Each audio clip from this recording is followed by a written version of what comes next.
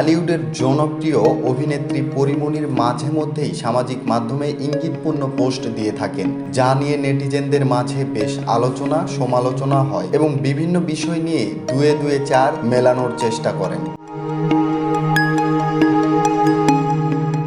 পোস্টে পরীমনি লিখেছেন, আজ এখন যাকে নিয়ে তোমার সুখ খুঁজে পাচ্ছ, দেখো সে যেন তোমার দুঃখের কারণ না হয় সোনা।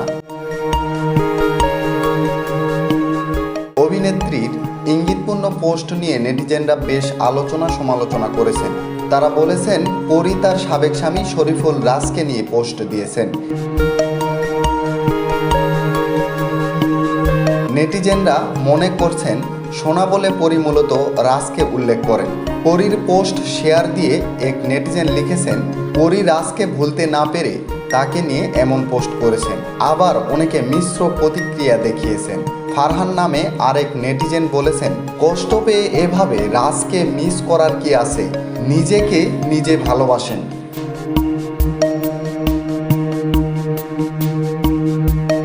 উল্লেখ্য, গুনিন সিনেমার শুটিং করতে গিয়ে প্রেমের সম্পর্কে জড়ান পরীমনি ও শরীফুল রাজ। 2021 সালের 17 অক্টোবর বিয়ে করেন তারা।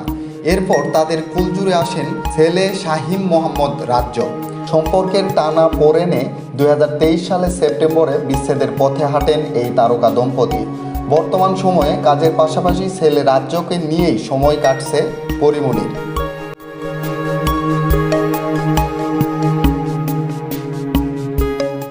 জাকির হোসেন, দৈনিক সূর্যোদয়।